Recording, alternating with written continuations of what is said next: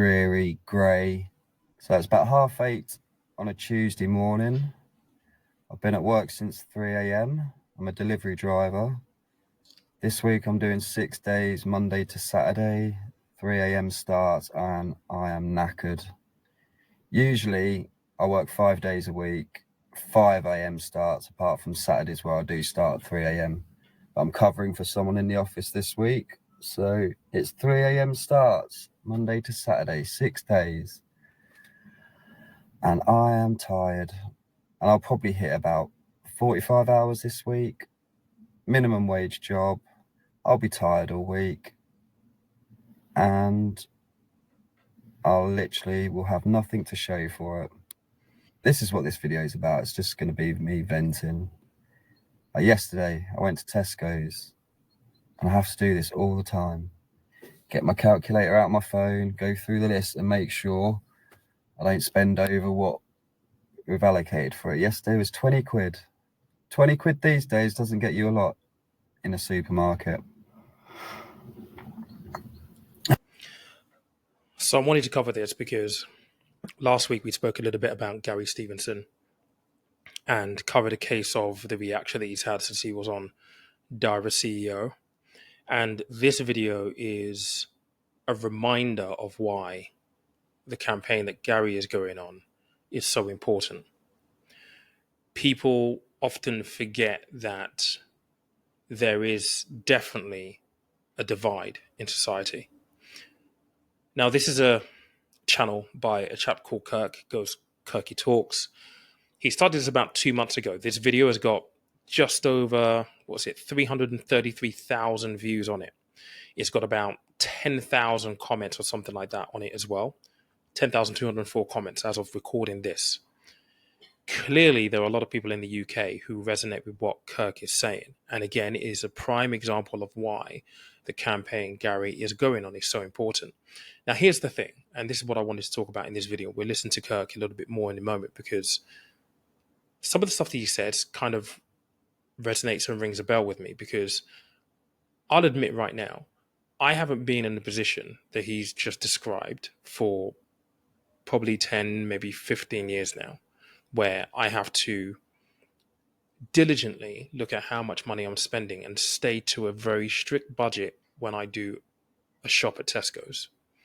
I mean, a 20 quid budget in 2025 is not going to get you a lot. And I think what I observe whenever we have these kind of conversations is that, and I'm talking about the one from last week, is that people will often throw around the word agency and responsibility. And oftentimes these people are people like Rob, people like Daniel, maybe even people like myself, where I'm not a multimillionaire, but I have been very successful in some of the things that I've been able to do. We'll throw around the word agency, but I think we forget how far removed we are from the equation, right? And what do I mean by that? I mean, my background is I was homeless when I was a kid.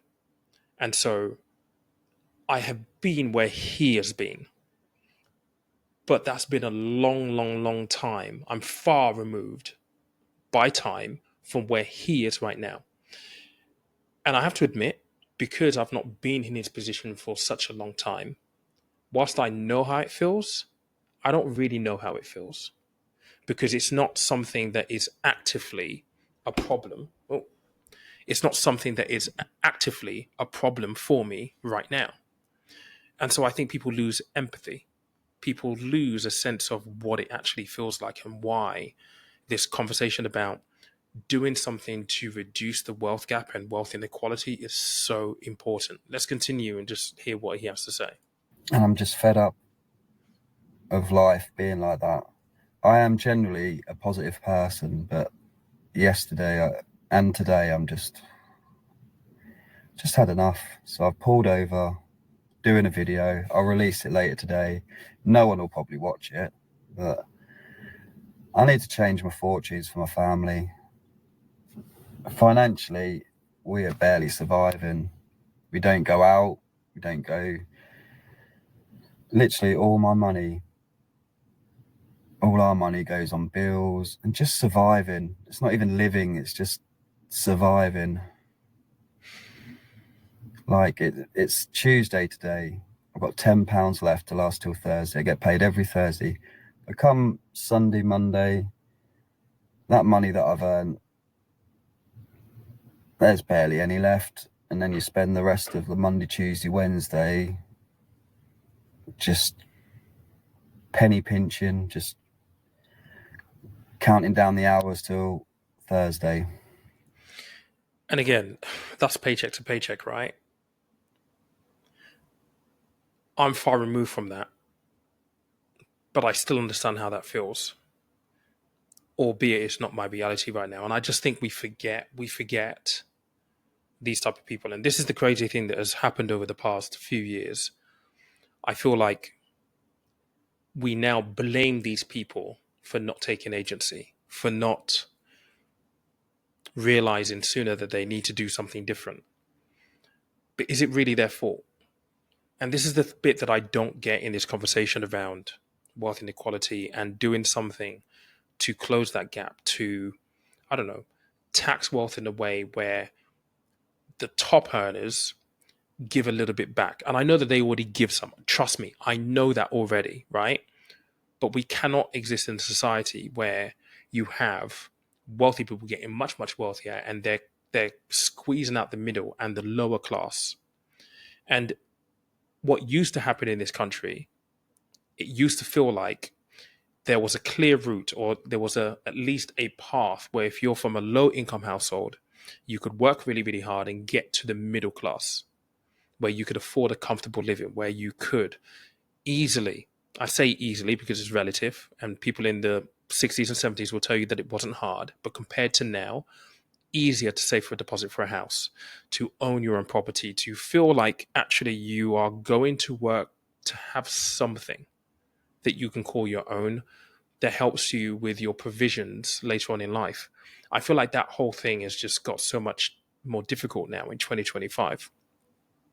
And the crazy thing is, because of inflation and interest rates and all of this crazy stuff that has happened, like even now, what is considered to be middle class, they're now struggling. So if wealth is accumulated at the top here, you've got the middle class who previously would be classed as, okay, we're comfortable relatively, right?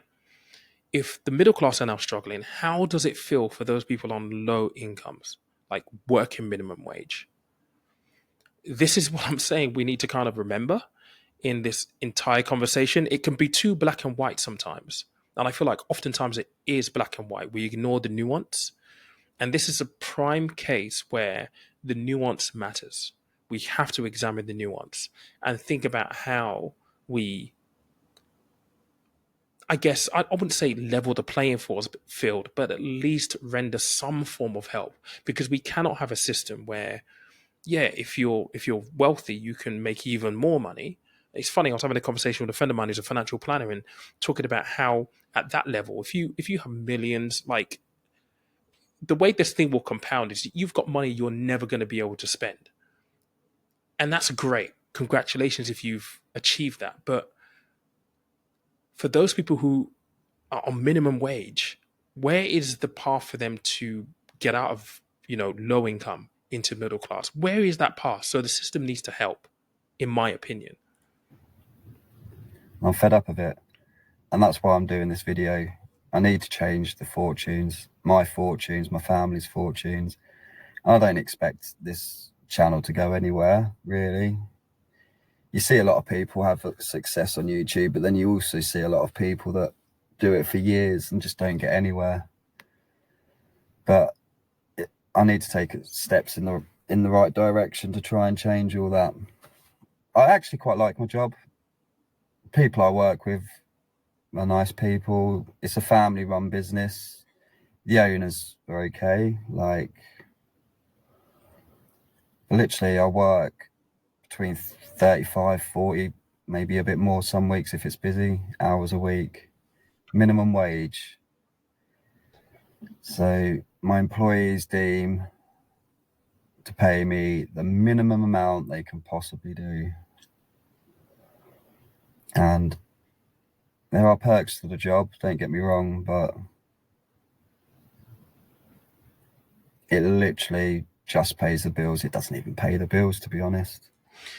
And I've just calculated there the minimum wage. So if he's doing between 35 and 40 hours a week, let's just say he does 40 hours a week. Minimum wage, I believe, is like £12.31 right now. So if he at 40 hours a week, he's doing, I think it's about £488 a month. So a week, sorry. And then a month is just under 2 grand, 1,953 by my calculation. Could be a little bit wrong there. But when you take off tax, council tax, which everyone's had an increase in cost to recently, you take off energy, fuel, food, car costs. And if you've got a family, how do you survive on that? And it's crazy to say that in 2025. Like, I remember my first job, I was getting paid something like 800 quid, 700 quid a month. That was like years ago. And back then, I would aspire to earn 2 grand a month. I think, oh, that's a really good income. But now we're in a position where you can't even afford to survive on 2 grand a month because the cost of things have crept up so much. And again, I feel like there will be so many people who will resonate with what he's saying and just recognize that actually they're in very similar positions. And again, going back to the video last week, this is what the campaign is all about. Fed up living paycheck to paycheck.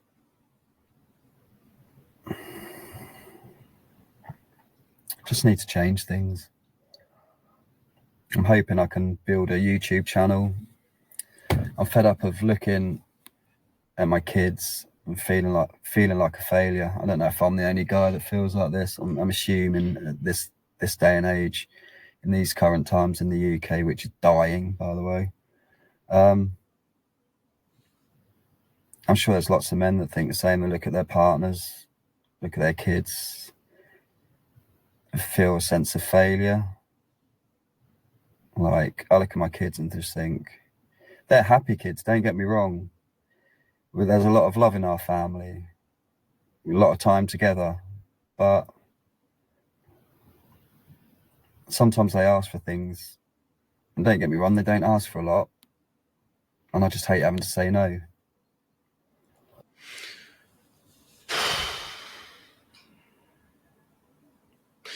The sad thing about that is, I mean, he's 45, so the title of this video is on 45 Broken Tired. When he talks about feeling like a failure, I don't think that is unique to people age 45 who find themselves in a situation where maybe they're not where they want to be financially and they realize that they've lost time. I feel like we are now raising a generation of people, young people, 20, 21, 22, 23 year olds, even I would have to say 18, 19 year olds who feel like a failure already because of what they're seeing on social media, the unrealistic portrayal of what success is, because it's all bound to money. And don't get me wrong, money is important, but I feel like maybe there's just uh, a missing values there to a certain extent. And like, it's sad to hear, someone say that. And I think, I'm 45 as well, so I can resonate with him how it feels when you're 45 and you're staring at that big 50 number. He's 5 years away from it. And this is the sad thing. Like, I think because of the way we are programmed innately, we're not very good in our 20s thinking about that long-term picture. I think majority of us, I think particularly men, will pay attention to the financial side and what they've been able to build and where they are from a financial point of view when they hit their 40s and they start getting to that 45 mark, because that big 50 is literally just around the corner. And intuitively in your head, you start thinking, well, there isn't long left to go now, so I need to do what I need to do now. And that can be quite a scary thought. It's actually a very scary thought, because you then start thinking about all the time that you've missed, all the things that you could have done better, all the things that you did wrong. And it's not helpful, because it's not going to help you moving forward. Yes, the realization could help you, but thinking about it in that way, which is just natural, does not help you. I've been with my partner for 20 years now. We got together. I'm 45 next month, and I've worked all my life and have nothing to show for it. No savings. We rent the house. We don't own the house. Like, And this is the thing. I have so many conversations with people who are in their 40s, and they start, this conversation about never bothering with home ownership if they hit that 40 mark because they think it's too late. And look, technically, if you look at our financial system, if you're 40, 45, it's difficult because you can only mortgage to a certain age. And at 45, you've got to be very, very conscious about the term you pick for your mortgage. And it doesn't help from an economic point of view, house prices, deposits, the levels that you need. None of that helps. If you're 45, not owning your own home, it doesn't help you with making it any easier, if you will, right? And this is why I'm such a huge advocate of younger people to really pay attention to to things, to finances, their spending, how they manage debt, just their general financial awareness. The boring stuff that I often talk about here on the channel, but ultimately just doesn't really seem to gain any traction at all. It's because of this situation specifically. And we talk about this conversation about whether you should buy or whether you should rent. And I'm a big, big advocate for owning your own home because it's going to give you options later on in life. I don't know this guy, and I think one of the biggest fears that he likely has is, when he comes to be 65, 20 years from now, can he still afford to live? Is he going to be in the same position that he's in right now? If he has no savings, he hasn't been able to buy his own home, it is also very probable that he doesn't really have anything in a pension either. And that's scary. That's really scary. And it's a really difficult conversation to kind of confront and to have when you find yourself in this kind of position. And again, the unfortunate truth is that there are millions of people, I would assume, in the UK who are in exactly the same position. 45, broke, tired, don't own their own home. They probably are carrying debt. They have no savings. And they're probably looking at the future and feel like they're staring into oblivion. And when you think about it that way, you start to ask the question, or at least I start to ask the question, that why is it such an unreasonable request to stop companies from profit shifting, to stop individuals from hoarding wealth to the point that they have so much money that they're never, ever, ever going to be able to spend, that their kids, their grandkids, and their great great grandkids will never be able to spend? Why is it such an outrageous ask to devise a way from a tax point of view where the taxation can be as such that they can get a little bit more out of those people who have hoarded huge sums in wealth? Why is that such an outrageous thing to campaign for? You tell me. I mean, against the backdrop of everything we've spoken about so far, you tell me. I would love to know. I'm just thinking, well, what was the point in all that work? Barely surviving. It's tough. Wreaks havoc with my mental health, but you just have to stay strong for the family, don't you? No. Put a break. That's the sad thing.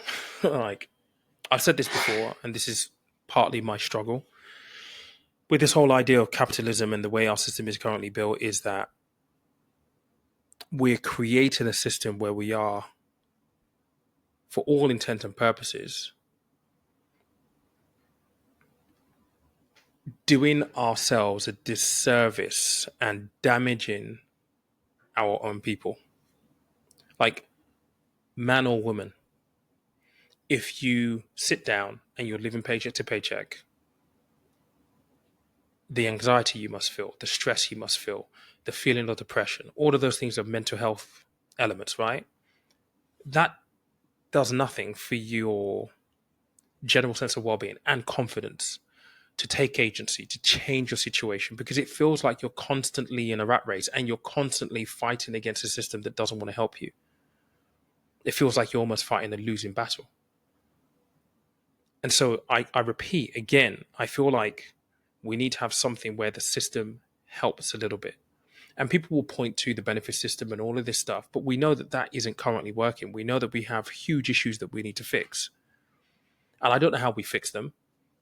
But again, is it so outrageous that we try to examine or at least look at our system to see what things need to be fixed? Because the reality is, what we currently have isn't working for people like Kirk here.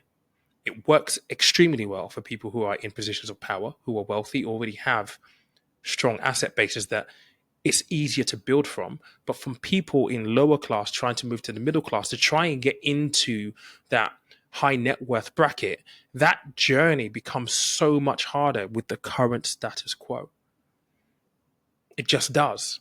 And I don't see how people don't tend to see it. A brave face on things.